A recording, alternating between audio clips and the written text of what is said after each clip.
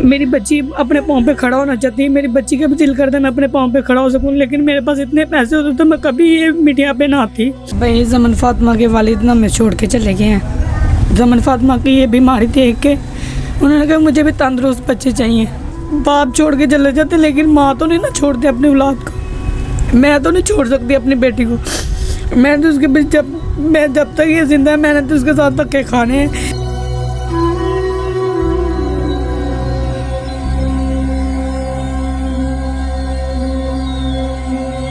अस्सलाम वालेकुम, चैनल 51 के साथ मैं हूं आपका मेज़बान यासिर वसीम। नाज़रीन, जब बच्चे पैदा होते हैं तो घरों में खुशियां होती हैं, बच्चे बढ़ते हैं, घर में खेलता हुआ देखकर खुश होते हैं।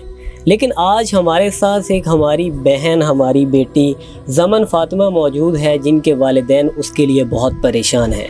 ज़मन फातिमा जब पैदा हुई तो उसके कुछ महीने बाद ही ज़मन की वालिदा को मालूम हुआ कि ज़मन के सर में पानी है। लेकिन जब वो मुख्तलिफ़ अस्पतालों में लेकर गई तो चक्कर लगाते लगाते ज़मन को आज 6 साल हो चुके हैं, लेकिन ज़मन का कोई पुरसाने हाल नहीं है। आज हम ज़मन के पास पहुँचे हैं। ज़मन की हालत आप देख सकते हैं कि ज़मन जो है वो सही तरीके से चल नहीं सकती, सही तरीके से बात नहीं कर सकती, सही तरीके से वो जिस तरह नॉर्मल ज़िंदगी होती है वो नहीं गुजार सकती। तो नाज़रीन, ये वालिदैन के लिए कितनी बड़ी एक सदमे की बात होती है कि उनकी इतनी खूबसूरत प्यारी औलाद वो चल ना सके, वो अपनी नॉर्मल ज़िंदगी ना गुजार सके। हम उनकी वालिदा से बात करते हैं और उनसे पूछते हैं कि जब आप गवर्नमेंट के हॉस्पिटल में या किस हॉस्पिटल में गई हैं तो उन्होंने इसके इलाज के लिए क्या कहा है, या वो क्या कहते हैं कि हम इसका इलाज कर देंगे या क्यों नहीं कर रहे। जी अस्सलाम वालेकुम। वालेकुम सलाम। अच्छा, ये आपकी जो प्यारी सी बेटी है ज़मन, इसका जब आपको कब पता चला कि इसके सर में पानी है? भाई ये जब 3 महीने की थी ना तब मुझे पता चला इसके सर में पानी है। ये ना सर को हाथ लगाते थे ना तो जैसे बच्चे का सर दबाते हैं, बच्चा रोता है, इसका सर जब दबाते थे ये रोती थी। और इसको बहुत डॉक्टरों से चिले में ही चेक करवाना शुरू कर दिया था। लेकिन जब ये 3 महीने की हुई थी ना तब पता चला था इसके सर में पानी है। तो पानी के सिलसिले में मैं इसको लेके जाती रही हूँ चिल्ड्रन हॉस्पिटल वाले पहले तो उन्होंने दाखिल किया रखा है मुझे, और उसके बाद उन्होंने मुझे छुट्टी दे दी और उन्होंने मुझे कहा आप आउटडोर में आके चेक करवाती रही। जब मैं उसको वहाँ पे चेक करवा के लेके जाती रही हूँ और उन्होंने मुझे तरीक पे तरीक देते रहे हैं। और आज ये 6 साल की हो गई है, फिर भी लेके जाती हूँ तो वो तरीक दे देते हैं। और मुझे अब मैं प्राइवेट हॉस्पिटल में से चेक करवाया तो प्राइवेट हॉस्पिटल में कहा ये सही तो हो जाएगी, लेकिन ना 9-10 लाख रुपए इसका खर्चा आएगा और मेरे पास इतने पैसे नहीं है कि मैं अपनी बच्ची का इलाज करवा सकूँ। अच्छा, चिल्ड्रन में इलाज हो सकता है, लेकिन वो 3 महीने की ये थी तो उस वक्त से तारीख दे रहे हैं और अभी तक तारीख पे तारीख देते जा रहे हैं। जी, अभी तक तारीख पे तारीख ही देते जा रहे हैं। वो कभी तो कहते हैं हम इसका ऑपरेशन नहीं कर सकते, कभी कहते हैं कोई डॉक्टर कहता है नहीं कर सकते। जब किसी और के पास जाएं वो कहते हैं ऑपरेशन हो जाएगा, लेकिन तारीख पे तारीख दे देते हैं। और मेरी बच्ची अब बड़ी हो गई, वो खुद कहती मामा मैंने चलना है। तो मैंने इसे किसी ने कहा सही है बोले हॉस्पिटल में चेक करवा के देखो। मैंने वो हॉस्पिटल में चेक करवाया, उन्होंने कहा ये सही तो हो जाएगी लेकिन इसके ऊपर ना ये 9-10 लाख का खर्चा आएगा। तो अब आप 9-10 लाख रुपया देने के काबिल नहीं है और चिल्ड्रन वाले आपकी कोई बात नहीं सुन रहे। जी, मेरे पास इतने पैसे नहीं है कि मैं अपनी बेटी का इलाज करवा सकूँ। और चिल्ड्रन हॉस्पिटल वाले अब तो मेरी बात ही नहीं सुनते।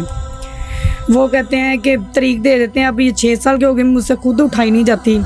इसको उठा के लेके जाऊँ, कैसे लेके जाऊँ? ये इतनी बड़ी हो गई अभी खुद चलती नहीं है। कि वो बच्चा चलो चलता भी हो बंदा साथ ले जाता है, लेकिन अब ये चलती नहीं है। इसको उठा के लेके फिर इतनी लंबी लाइनों में लगा देते हैं, सारा दिन वहीं पे उतर जाता है लाइनों में। जब डॉक्टर वो चेक कराते वो तारीख दे देते हैं, फिर वो मैं घर आ जाती हूँ।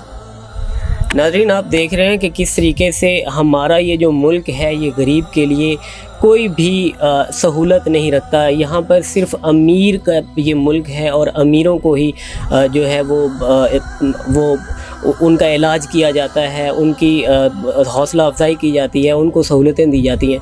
अच्छा, जब आप इसे लेकर जाती हैं तो वहाँ पर चिल्ड्रन हॉस्पिटल में आपको क्या क्या मुश्किलात पेश आती हैं? भाई बहुत ज़्यादा मुश्किलात पेश आती हैं क्या नाम लेते हैं, बच्ची को उठा के सीढ़ियों, इतनी इतनी बड़ी सीढ़ियों पे लेके जाना, बच्ची को उठा के लेके जाना।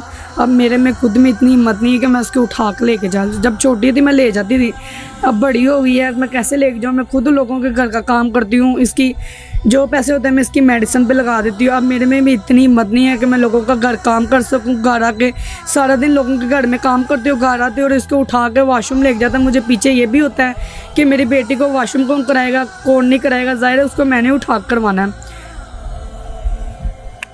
जी, हमारी भी जो हुकूमत के आला ओहदेदार हैं उनसे गुजारिश है कि जब एक इतनी प्यारी सी ज़मन फ़ातिमा देखें, वो इतना प्यारा मुस्कुराती भी है और बातें भी कर लेती है, और अगर इसका इलाज हो जाए तो ये वालिदैन के लिए सुकून का बायस भी हो सकती है।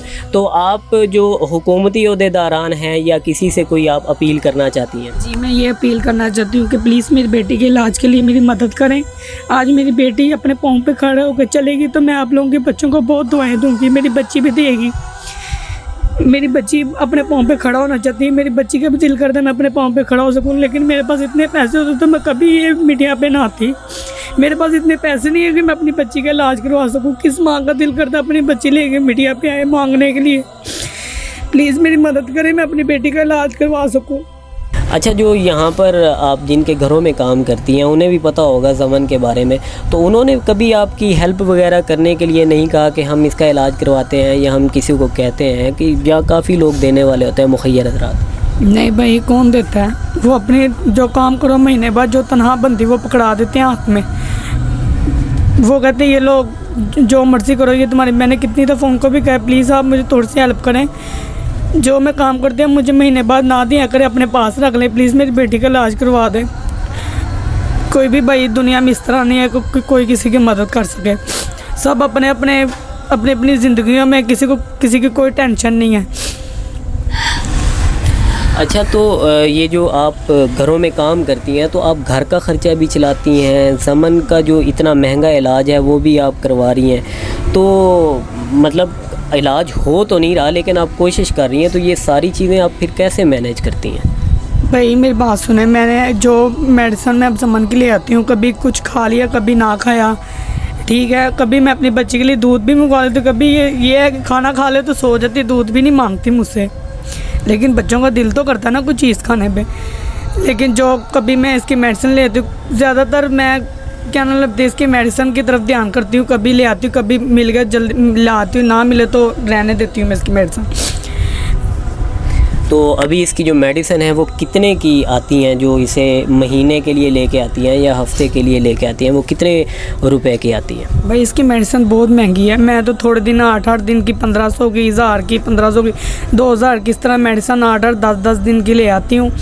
लेकिन इसकी मेडिसिन महीने की बहुत ज़्यादा महंगी है। अच्छा, तो आखिर में आप जो हुकूमती ओहदेदार हैं उनसे आप क्या अपील करना चाहती हैं? मैं उनसे यही अपील करना चाहती हूँ, प्लीज़ मेरी बेटी के इलाज के लिए मेरी मदद करें। मुझे और कुछ नहीं चाहिए, सिर्फ मैंने अपनी बेटी के इलाज के लिए मांगा है। प्लीज़ मेरी मदद करें और मुझे कुछ नहीं चाहिए। मेरी बेटी अपने पाँव पे खड़ी होगी तो आप लोग को दुआएं देगी। अच्छा, ये जो ज़मन फ़ातिमा है, इसके जो वालिद हैं वो आपके साथ रहते हैं या वो इसको साथ लेकर नहीं जाते चेकअप करवाने के लिए? भाई ज़मन फ़ातिमा के वालिद ना मैं छोड़ के चले गए हैं। ज़मन फ़ातिमा की ये बीमारी देख के उन्होंने कहा मुझे भी तंदुरुस्त बच्चे चाहिए। भाई ये हम खुद तो नहीं ना करते, अल्लाह की तरफ से जो अल्लाह दे दे। वो बाप छोड़ के चले जाते, लेकिन माँ तो नहीं ना छोड़ते अपनी औलाद को। मैं तो नहीं छोड़ सकती अपनी बेटी को। मैं तो उसके जब तक ये जिंदा है मैंने तो उसके साथ धक्के खाने हैं। नहीं, आप धक्के नहीं खाएंगी इंशाल्लाह। और इस तरह के जितने भी वालिदैन होते हैं उन्हें इस बात का ख्याल रखना चाहिए कि वो इस तरह की अपनी प्यारी बेटियों को साथ लेकर चलें और उनकी ज़िंदगी जो है वो सुकून दे बनाएं। जी नाज़रीन, आपने देखा है कि ज़मन फ़ातिमा की वालिदा कैसे ज़मन फ़ातिमा की जो मुस्कुराहट है उसको ज़िंदा रखने के लिए दिन रात जो है वो मेहनत करती हैं, दिन में घरों में काम करती हैं, फिर रात को इसका ख्याल रखती हैं, कैसे कैसे वो ज़िंदगी के जतन काट रही हैं। तो हम तमाम नाज़रीन से इल्तिमास करते हैं कि वो ज़मन फ़ातिमा की इमदाद के लिए जो है इनका हम आपसे नंबर भी शेयर कर देंगे, वो इनसे रब्ता कर सकते हैं और हमारे चैनल को लाइक और सब्सक्राइब कीजिए ताकि आपको हम मज़ीद इस तरह की जो मदद के तलबगार हैं उनको हम आप तक पहुंचा सकें। अल्लाह हाफ़िज़।